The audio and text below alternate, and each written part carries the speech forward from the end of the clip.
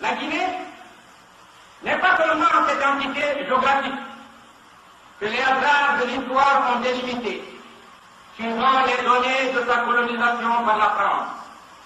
C'est aussi une part digne de l'Afrique, un morceau de ce continent qui palpite, sent, agit et pense à la mesure de son destin singulier. Le pauvre ne peut prétendre qu'à s'enrichir, et rien n'est plus naturel que de vouloir effacer toutes les inégalités et toutes les injustices. Ce besoin d'égalité et de justice, nous le portons d'autant plus profondément à nous que nous avons été plus durement soumis à l'injustice et à l'inégalité.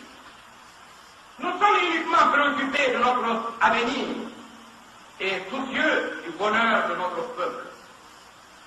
Ce bonheur peut revêtir des aspects multiples et des caractéristiques diverses, selon la nature de nos aspirations.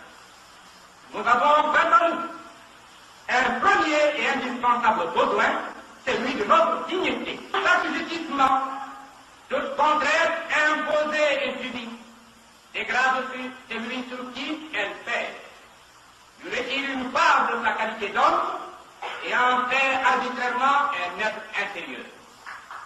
Nous préférons la pauvreté dans la liberté à la richesse dans l'esclavage. Notre option fondamentale, qui est à elle seule, conditionne les différents choix que nous allons effectuer, réside dans la décolonisation intégrale de l'Afrique, ses hommes, son économie, son organisation administrative. Le problème du choix entre la stagnation et le progrès, entre la division des peuples et leur union fraternelle, entre l'esclavage et la liberté, enfin entre la guerre et la paix. Les hommes oublient qu'au-dessus de l'économique et du social, il y a une valeur autrement plus importante qui oriente et détermine le plus souvent l'action des hommes d'Afrique.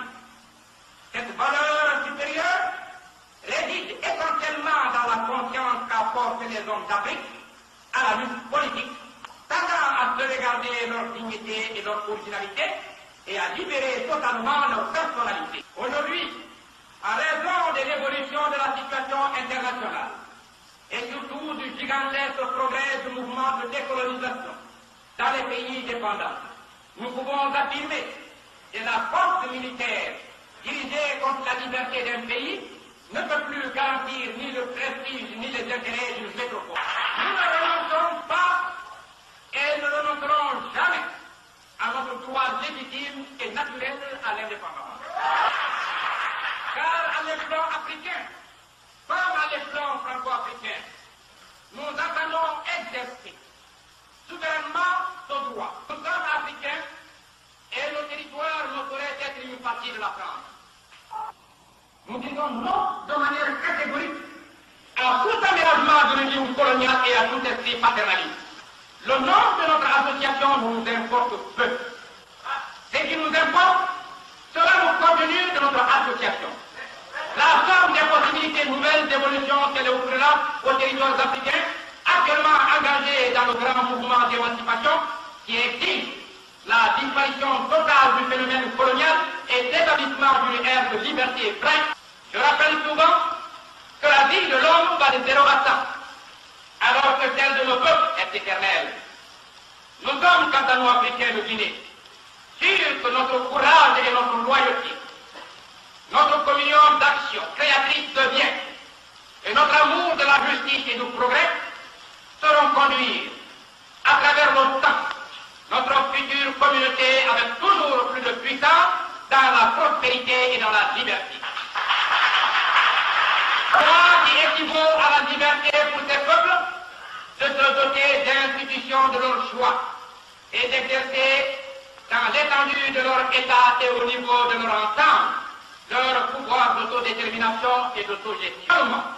Des exigences exprimées par des peuples mûrs, tous solidairement et fermement décidés à se construire un destin de liberté, de dignité et de solidarité fraternelle.